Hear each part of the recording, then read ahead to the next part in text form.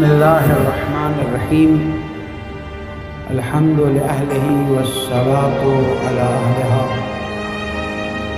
میرا سلام ہو اس عظیم شہید پر کہ جس نے اپنے نزدیک والوں پر تو اثر رکھا ہی رکھا، اس کے نور کی شعائیں بہت دور تک پہنچیں اور ہم بھی اس کے نور سے مستفیض ہوتے رہے ہیں اور ہو رہے ہیں۔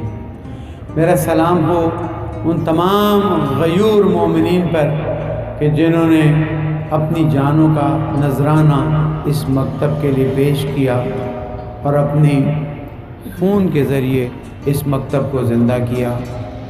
میرا سلام ہو گلگت و بلتستان کے غیور مومنین اور مومنات پر کہ جنہوں نے مکتب کو سب سے آگے رکھا اور باقی تمام چیزوں کو پیچھے رکھا۔ میں ایک قوم کی مثال نام دیے بغیر دینا چاہتا ہوں کہ جس نے مکتب کو پیچھے رکھا اور قومیت کو آگے رکھا اور امیگریشن کے چکر میں، دیکھیں میں تو ڈائریکٹ بات کرنے والا ہوں اور کیونکہ کڑوی باتیں کرتا ہوں اس لیے آپ لوگ پسند بھی کرتے ہیں۔ گلگت بلتستان میں بھی کچھ کڑوی باتیں ہو گئی، بہرحال میں عرض کرتا ہوں آپ کی خدمت میں۔ اب گھڑی وڑی دیکھنا بند کر دیجیے، اذان ہوگی تو پتہ چل جائے گا۔ ایک قوم نے اپنے شہیدوں کو امیگریشن کے عوض میں بیچ ڈالا، اور جب ہم ان قوم کے ان لوگوں تک پہنچے اس ملک میں، ملک کا نام بھی نہیں لیتا چھوڑے، اور ان سے ملاقات ہوئی تو انہوں نے اس بات کا اظہار کیا کہ 100-200 گئے، تھوڑے اور چلے جاتے تو ہمیں اور امیگریشن مل جاتی۔ میں وہ شخص ہوں جو ان باتوں کا خود شاہد ہوں۔ ایک یہ قوم ہے کہ جو امیگریشن کے چکر میں یہ بات کہتی ہے کہ کچھ اور دھماکے ہو جائیں ہماری پوری قوم امیگریٹ کر جائے۔ دین دنیا دیکھی جائے گی، کس کو پتا۔ آج اس قوم کے بیٹے فساد میں پڑے ہوئے ہیں، آج اس قوم کی بیٹیاں حرام میں پڑی ہوئی ہیں۔ میں خود جانتا ہوں، کوئی مجھے چیلنج کرنا چاہے تو چیلنج کرے، میں لے کر اپنی ٹکٹ پہ جاؤں گا اور دکھاؤں گا، دیکھو جو اپنی قوم اور قومیت کو آگے رکھتا ہے اور دین کو پیچھے رکھتا ہے، اسے کچھ عرصے میں دین اپنے سے دور کر دیتا ہے اور بے غیرتی کے ایسے نالے میں ڈال دیتا ہے کہ اس کے بعد نکل نہیں سکتے۔ وہی شبیر میثمی جب گلگت بلتستان جاتا ہے تو اس کا سر فخر سے بلند ہو جاتا ہے۔ میری حیثیت کچھ نہیں، صرف مثال دینے کے لیے میں نے اپنا نام لیا ہے، مت سمجھے کہ میں اپنے نام کی بڑائی کر رہا ہوں۔ یہ شخص جب گلگت بلتستان جاتا ہے تو ایک عجیب منظر دیکھتا ہے۔ میں نے پچھلے سال بھی اس کا ایک مختصر تذکرہ کیا تھا اور آج پھر تذکرہ کرنا چاہوں گا، اس لیے کہ جس قوم کی اچھائی اس قوم کو بیان کرنا ضروری ہے تاکہ ہمیں اندازہ ہو کہ وہ کتنی اہمیت کے حامل ہے۔ میں جب گلگت بلتستان پہلی مرتبہ گیا تو مجھے ایسا لگا کہ یہ وہ زمین ہے جہاں پر امام زمانہ کی نظر ہے۔ مجھے ایسا محسوس ہوا یہ وہ لوگ ہیں جہاں پر امام زمانہ کی نظر ہے، اور جس طرح سے دینداری کو میں نے وہاں محسوس کیا، مجھے احساس ہوا کہ یہ قوم پہلے شیعہ ہے، اس کے بعد کچھ ہے۔ یہی آپ کی کامیابی ہے۔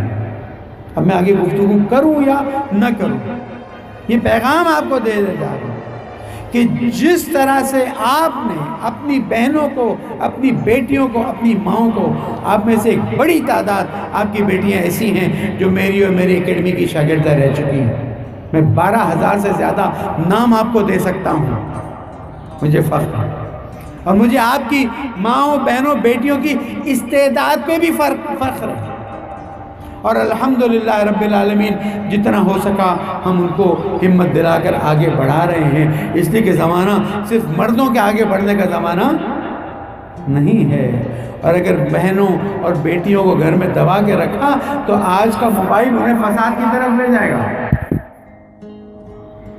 مشکل یہ ہے کہ دنیا میں گھومتا ہوں، اس لیے سب چیزیں دیکھتا ہوں، نتیجہ لے کے آپ تک پیش کر دیتا ہوں، اور میں منتظمین کو اور شہید ضیاء کی راہ کو آگے بڑھانے والے نوجوانوں کو خراج تحسین بھی پیش کرتا ہوں، شکریہ بھی ادا کرتا ہوں، اور ان کی حوصلہ افزائی کرتا ہوں کہ ہمت کرو، آگے بڑھو، اللہ تمہارے ساتھ ہے۔ ان سب کی حوصلہ افزائی کے لیے درود پڑھ دیں محمد و آل محمد۔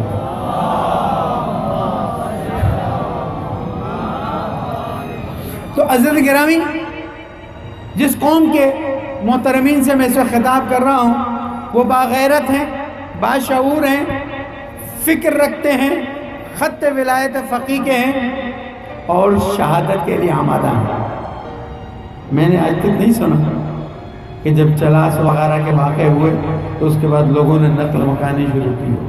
ٹھیک ہے، 88 کا واقعہ کچھ اور تھا، اس کو میں بھی یہاں نہیں لاتا، لیکن میں نے اس کے بعد جب بھی دیکھا لوگوں کو ہمت سے دیکھا، شہیدوں کے بچوں سے ملاقات کی، شہیدوں کے گھر والوں سے ملاقات کی، سوائے غیرت و شجاعت و حمیت و دینداری کچھ بھی نہیں نظر آیا مجھے، اور یہ میری ہمتوں کو بہت آگے بڑھا ہے۔ لیکن گلگت و بلتستان کے غیرت مند مومنین و مومنات، مجھے نہیں معلوم اس وقت مومنات میری آواز سن رہی نہیں سن رہی تو مجھے افسوس ہے، لیکن میں اپنی آواز پہنچا دوں گا، اس لیے کہ میں خود ریکارڈ کرتا ہوں اور اپنی بیٹیوں تک پہنچاتا ہوں۔ اے غیور قوم کے غیور لوگوں، کچھ سوال کر سکتا ہوں؟ گلگت کی طرح آپ تو برا نہیں مان جائیں گے؟ میرا سوال یہ ہے کہ یہ جو ہم شہید ضیاء کی بات کرتے ہیں کہ اس کے نقش قدم پر چلتے ہیں، آج ذرا گھر جا کے سوچنا، اور جہاں تک میری آواز پہنچتی ہے سوچیں کہ کیا اس وقت جس حالت میں ہم ہیں شہید ہم سے راضی ہیں؟ مجھے کوئی جواب نہیں چاہیے، میں ہوتا ہی نہیں کوئی کے جواب نہیں۔ میں نے 3 نقطے رکھے تھے اور پوری قوم سے سوال کیا تھا۔ میں عالم دین ہوں، انما المومنون اخوہ، مومنین بھائی ہیں آپس میں، تو پھر میں تو آپ کے قوم کا بچہ ہوں۔ اب آپ گلگت میں ہیں، میں کراچی میں ہوں، آپ وہاں کی ذات کے ہیں، میں یہاں خوجہ کمیونٹی کا ہوں، اس کا مطلب یہ تو نہیں ہوا میں غیر ہو گیا۔ ہمیں وہاں بار یہ کہہ کے پکارا گیا باہر سے آنے والے، کہاں سے باہر سے آنے والے؟ ہم کوئی خوارج سے داخل ہو گئے؟ یہ چیزیں بڑی معنی رکھتی ہیں۔ کیا فرمایا ہے معصومین نے؟ المومنون کالجسد الواحد، مومنین ایک بدن کی طرح ہیں، اگر ایک جگہ پہ درد ہو یا پیر میں انگلی میں زخم ہو پورا بدن تڑپتا ہے یا نہیں؟ آپ کے ہاں شہادتیں ہوئی، ہم نے یہاں پر مظاہرے کیے کہ نہیں کیے؟ آپ کے وہاں پر تکلیفیں ہوئی، ہم نے یہاں آواز اٹھائی یا نہیں اٹھائی؟ تو ان لوگوں کو شرم آنی چاہیے نا جو کہتے ہیں پنجاب سے اور باہر سے آنے والے۔ ہم تو آپ کو کبھی بھی کراچی میں باہر سے آنے والا نہیں کہیں گے، اس لیے کہ آپ تو ہمارے بھائی ہیں، آپ کے گھر والے ہماری بہنیں ہیں، ہماری بیٹی، ہمیں فخر محسوس۔ اگر ہم آپ کے لیے، آپ میں سے کچھ لوگ آتے ہیں مسائل لے کر آتے ہیں، ہم حل نہیں کر سکتے، خدا شاہد ہے ہم نماز کے بعد آپ کے لیے دعا کرتے ہیں والنے والے یہ مشکلات میں حل نہیں کر سکے، ہم ان کی مشکل کو حل نہیں کر سکے، ہم ان کے لیے بڑا کام کرتے ہیں، ہم دعا کرتے ہیں تو قبول کریں۔ تو نہ آپ ہمارے لیے باہر کے ہیں نہ ہم آپ کے لیے باہر ہیں، ہم سب ایک ہیں اور اس راہ میں آگے چلنے والے ہیں جو حضرت امام زمان علیہ السلام کی راہ۔ اگلا نقطہ، شہید ضیاء جس طرح آپ کے لیے ایک محترم شخصیت تھی، ہمارے لیے محترم شخصیت تھی۔ وہ جوان یہاں بیٹھے ہیں کہ جب شہید ضیاء خود بعض پروگراموں میں کراچی میں آئے تھے اور ہم ان کے ساتھ شریک ہوئے تھے، محبت سے پیش آتے تھے اور تقریباً ساتھیوں میں شمار ہوتے تھے۔ نہیں معلوم مجھے یہ جملہ کہنا چاہیے نہیں کہنا چاہیے، کتنے لوگوں نے شہید ضیاء کے گھر والوں سے ان کے مسائل پوچھے؟ کتنے لوگوں نے شہید ضیاء کے گھر والوں کو اس طرح سے سنبھالا جس طرح سے سنبھالنے کا حق ہے؟ ذاتیات پہ نہیں جاتا لیکن وظیفہ تو ہے نا پوچھتے۔ کتنے شہیدوں کے گھرانے ہیں جو مشکلات کا شکار ہیں، ہم اپنی آسانی اور آسائشوں میں وہ تکلیف میں، شہید ضیاء کو چھوڑ دیجئے، وہ ایک بڑی پرسنالٹی۔ یہ سوال ہے میرا، بہت اچھا کہا تھا میرے خیال میں پروفیسر صاحب نے بھی، کہ ہم تھوڑا تھوڑا بھی کر کے ان شہیدوں کے گھر والوں کو دیکھیں، پیسے کا کوئی محتاج نہیں ہوتا، عزت کا محتاج ہوتا ہے، توجہ کا محتاج ہوتا ہے۔ گزار تو سب لیتے، جو یتیم ہو جاتا ہے وہ کیسے کرتا ہے؟ جس کا باپ کینسر میں مر جاتا ہے وہ کیا کرتا ہے؟ تو شہید ہونے سے کیا ہوتا ہے؟ لیکن عزت و احترام، دوسرا نقطہ، اور واضح طور پر کہہ دیتا ہوں اور وہاں تک میری آواز کو پہنچائیے، شہید ضیاء کی میری آخری ملاقات اسلام آباد میں ہوئی تھی، اور اس شہید نے جہاں سلیبس کے بارے میں بات کی تھی جو میں عرض کروں گا اور پچھلے سال بھی اشارہ کیا تھا، انہوں نے واضح طور پر کہا تھا میں سمی اس سید کو اکیلا مت چھوڑنا، کسی کو پسند آئے نہ۔ کیسے ہو سکتا ہے کہ جب رہبر کسی کو اپنا نمائندہ کسی ملک میں بنا کر بھیجے اور شہید ضیاء کہے کہ میں اس کے نقش قدم پر چل رہا ہوں، اس کے بعد ہم آ کر ادھر ادھر کی بات کریں، یہ شہید ضیاء کی روح کو قبول نہیں۔ جائیے رہبر سے پوچھئے، جائیے ان ذمہ داروں سے پوچھئے کہ جنہوں نے کسی کو اس ملک میں نمائندہ ولی فقیہ بنایا ہے۔ اگر ہم ولایت کے خط پہ نہیں ہیں تو مجھے ان سے بات بھی نہیں کرنی، میری گفتگو اس سے ہے جو خط ولایت پر ہے۔ اور آج اس وقت جبکہ 5:45 بجے ہیں، میں چیلنج کرتا ہوں کوئی ثابت کر دے کہ نمائندہ رہبر اور نمائندہ ولی فقیہ وہ شخصیت نہیں ہے۔ میں نام بھی نہیں لینا چاہتا کہ کسی کو برا لگے، تو میں اپنا امامہ اتارنے کے لیے تیار ہوں، لیکن اگر ثابت ہوا تو ماننے کے لیے تیار ہو۔ یہ سید اس کے پیچھے چلتا تھا، اور آخری ملاقات میں آخری گفتگو یہی تھی کہ سید کے ساتھ مت چھوڑنا۔ اگر شخصیت، علماء نے بہت اچھی گفتگو کی ہے، میں تمام گفتگو کی تائید کرتا ہوں، میں تو بچہ ہوں، میرے بزرگ ہیں، لیکن یہ بتائیے امیر المومنین علیہ السلام سے بہتر شخصیت سوائے رسول اکرم کے کائنات میں کوئی ہے؟ کیا ہوا؟ آگے نہیں بولوں گا۔ کیا ہوا کہ جب ضرورت لگی تو جملہ فزت ورب الکعبہ، اہلی تم تو حکومت نہیں چلا سکے، معذرت، اہلی تم تو ان لوگوں کو قابو نہیں پا سکے۔ کہاں؟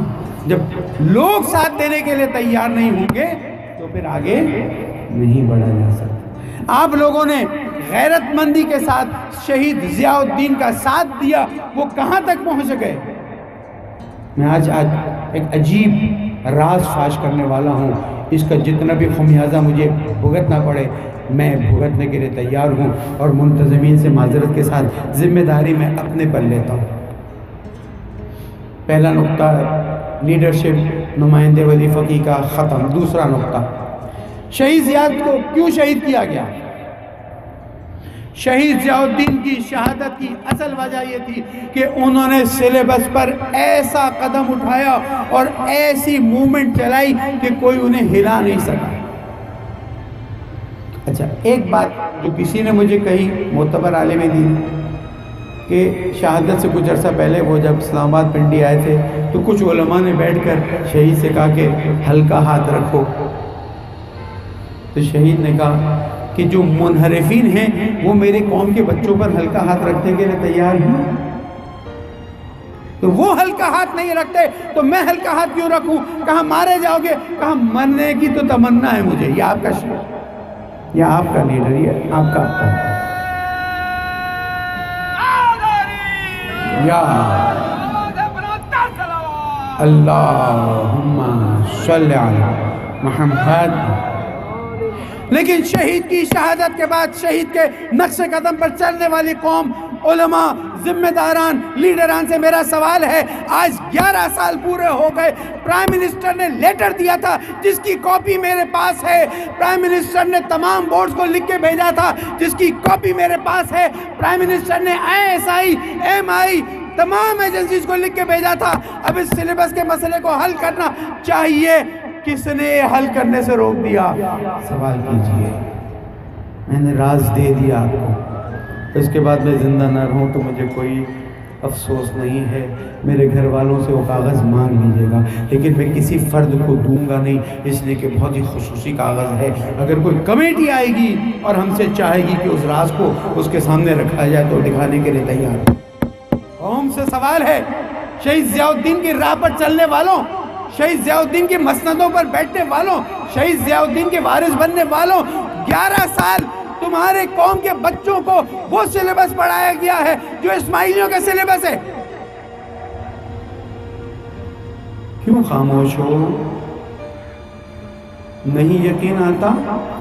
میں منگل کے بعد حاضر ہوں، آپ کے ساتھ گل جاؤں گا، جتنے شیعہ اسکول ہیں ان میں سلیبس کی کتاب منگاؤں گا اور آپ کے سامنے رکھ دوں گا۔ بزرگان کی کمیٹی میرے ساتھ چلنی چاہیے، لڑکوں کی کمیٹی نہیں چلنی چاہیے۔ اگر میری بات پر بھروسہ ہے تو جان لو میں ان کتابوں کو دیکھ کر آیا ہوں اور رو کر آیا ہوں کہ جس کے لیے شہید نے قربانی دی ہے، ان کتابوں کو آج باقاعدہ رسمی طور پر شیعہ اسکولوں میں پڑھایا جا رہا ہے۔ غیرت مند لوگوں، گلگت بلتستان کی تقسیم پر اتنا ماتم کرتے ہو اور بچے کے انحراف کی طرف جانے پر کوئی توجہ نہیں ہے۔ زمین تو آنے جانے والی ہے، میں نہیں کہتا خدا نخواستہ کہ تقسیم ہو جانے دو، جان کی بازی لگاؤ، تقسیم مت ہونے دو، لیکن جہاں تقسیم کو روکنے کے لیے جان کی بازی لگا رہے ہو، اپنے گھر میں دیکھو منحرفین کس طرح سے نفوذ کر رہے ہیں۔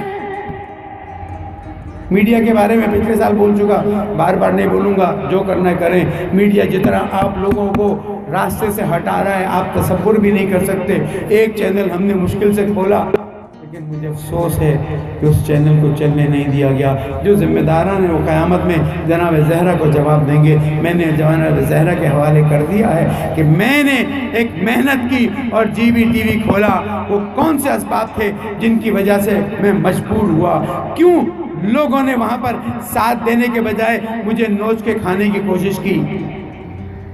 جواب چاہیے مجھے آپ سے، میں وہاں نہیں بول رہا، مجھے وہاں پھر بولنے کا موقع بھی نہیں دیا گیا۔ حکومت نے کسی اور پہ پابندی لگائی، مومنین نے مجھ پہ پابندی لگائی۔ چیک کیجئے، چیک کیجئے۔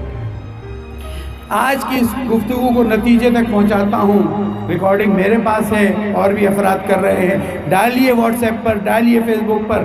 میرے نوجوانوں، آج کا زمانہ تعلیم کا زمانہ ہے۔ جس طرح تم لوگ محنت کرتے ہو، جس طرح تم کوشش کرتے ہو، میں بعض مرتبہ بعض دعوتوں پہ کہیں ہوٹل میں جاتا ہوں، دیکھتا ہوں گلگتی جوان ہے کام کر رہا ہے، بلتی جوان ہے کام کر رہا ہے، استوری جوان ہے کام کر رہا ہے، دل چاہتا ہے اس کا ہاتھ چوم لوں۔ یہ غیرت مند جوان ہے جو ہاتھ بڑھانے کے لیے تیار نہیں ہے، صبح پڑھتا ہے شام کو محنت کرتا ہے۔ میرا سلام ہے ان جوانوں کو۔ لیکن میرے دوستوں، میرے جوانوں، اب جب تمہیں واٹس ایپ جیسی نعمت ملی ہے، سوشل میڈیا جیسی نعمت ملی ہے، اس جہاد کو تیزی سے آگے بڑھا اور شہید ضیاء کے مقصد کو گھر گھر، گلی گلی، کوچہ کوچہ پہنچاؤ۔ آج نہیں تو کل ہو سکتا ہے پھر کسی کو غیرت آئے اور وہ کھڑا ہو جائے۔ اور آخری دو باتیں ریویژن کے طور پر۔ ایک، جہاں گلگت بلتستان کی تقسیم کا مسئلہ ہے بہت سیریس ہے، خاموش مت بیٹھیے گا۔ قائد ملت جعفریہ نے بھی اس سلسلے میں اقدامات کیے ہیں، ہم مسلسل لگے ہوئے ہیں، لیکن جب آپ ساتھ نہیں دیں گے تو کچھ بھی نہیں ہو سکے گا۔ اس لیے ہمت سے رہیے گا، ہو سکتا ہے 100، 150، 200 جانے جائیں۔ اپنی زمین کو سنبھالنے کے لیے آپ نے تو 88 کے واقعے میں کتنی جانیں گھمائی نا، اس لیے ہمت سے رہیے گا۔ لیکن یاد رکھیے، جہاں زمین کو بچانے جائیں وہاں آپ کے گھر سے آپ کے بیٹے بیٹی ہاتھ سے نہ نکل گئے ہیں۔ 11 سال گزر گئے ہیں، سوال اپنی جگہ پر موجود ہے۔ اب تو میں اپنی زمین پہ کھڑا ہوں۔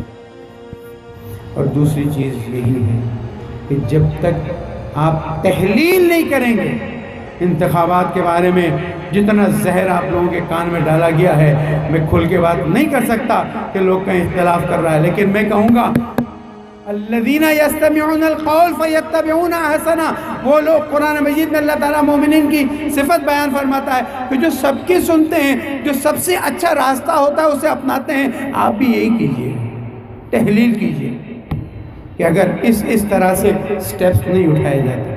اور میں آج پھر آخری جملے کے طور پر عرض کرتا چلوں کہ جب جناب آغا سید راحت حسین الحسینی نے فارمولا دیا تھا اور میں ان کی خدمت میں حاضر ہوا، انہوں نے بتایا کہ میثمی صاحب یہ فارمولا ہے، اس کی آپ اوکے لیجئے۔ میں نے قائد ملت جعفریہ کو فون کیا، انہوں نے مجھے اجازت دی کہ آپ پوری طرح سے جناب آغا راحت کے فارمولا کو قبول کرنے کا اعلان کیجئے۔ میں ان کی خدمت میں حاضر ہوا، احتراماً تشریف، انہوں نے مجھے اپنے پاس بٹھایا، اپنے باغ میں بٹھایا، اکیلے میں 2 لوگ تھے۔ میں نے کہا قائد ملت جعفریہ نے آپ کو سلام دیے ہیں، اور کیونکہ یہاں کے حالات کو آپ بہتر سمجھتے ہیں، اس لیے جو فارمولا آپ نے دیا ہے اس فارمولا پر ہم 100% عیناً عمل کرنے کے لیے تیار ہیں۔ اب اگر حلقہ 1 اور 2 ہمارے ہاتھ نہیں آیا، وَامْتَازُوا الْيَوْمَ أَيُّهَا الْمُجْرِمُونَ، اے مجرموں آج تمہارا دن ہے حساب کا۔ أَلَمْ أَعْهَدْ إِلَيْكُمْ، کیا تم سے وعدہ نہیں لیا گیا؟ کتنے وعدے لیے گئے؟ لیکن میں نے یہ بات اس لیے کہی کہ مسلسل مجھے خبریں آ رہی ہیں کہ جناب یہ بات اس طرح ہو گئی، یہ بات میں ذمہ دار کھڑا ہوں، جب تک سانس میں سانس ہے میں کھڑے ہو کے جس کے سامنے آپ کہیں گے جواب دینے کے لیے تیار ہوں۔ اور گلگت اور بلتستان کے الیکشن میں ہم نے پورا کردار ادا کیا ہے، اور اللہ کا شکر ہے کہ اللہ تعالیٰ نے ہمیں ذلت و رسوائی سے بچا کر عزت کی طرف آگے بڑھایا ہے۔ مت کہیے کہ قوم تقسیم ہوئی، قوم تقسیم نہیں ہوئی ہے۔ قوم کو اگر صحیح ڈائریکشن دی جاتی تو اس سے اور آگے بڑھتے بس، لیکن اگر اتنا نہ کرتے تو آج صورتحال کچھ اور ہوتی۔ میں پھر کہوں گا اپنی قدر جانیے، اس لیے کہ غیبت کے زمانے میں پاکستان اور ہندوستان ملا کر اگر کوئی ایک جگہ ہے جہاں پر ہم کہہ سکتے ہیں کہ فوری طور پر امام زمانہ کی حکومت قائم ہو سکتی ہے تو وہ آپ کا گلگت و بلتستان ہے۔ اس لیے اس کے باہر کے دشمنوں سے بھی ہوشیار اور اس کے اندر کے دشمنوں سے بھی ہوشیار، اور اپنی قسمت کو خود بناتا ہے انسان۔ ان اللہ لا یغیر ما بقوم حتی یغیر ما بانفسہم، جب تک قوم اپنی حالت کو بہتر کرنے کے لیے تیار نہ ہو اللہ تعالیٰ اس قوم کی حالت بہتر نہیں کرتی۔ آپ لوگ کوشش میں لگے ہوئے ہیں، مسلسل کوشش میں لگے ہوئے ہیں، جو یہاں ہیں وہ وہاں والوں کی فکر کریں، یہاں ہیں وہاں والوں کے ساتھ تعاون کریں، آدھی روٹی کھائیں آدھی روٹی وہاں کھلائیں تاکہ وہاں پر بھی برکت ہو۔ اس لیے کہ برکت آنا اس وقت ہوتا ہے کہ جب آپس میں ایک دوسرے کے ساتھ وَتَعَاوَنُوا عَلَى الْبِرِّ وَالتَّقْوَىٰ ہوتا ہے اور وَلَا تَعَاوَنُوا عَلَى الْإِثْمِ وَالْعُدْوَانِ ہوتا ہے۔ مدارس کی شدید قلت ہے، بچوں کے مکتب کی شدید قلت ہے، میڈیکل فیسیلیٹیز کی شدید قلت ہے، گندم اور آٹے کی شدید قلت ہے، سب ہیں۔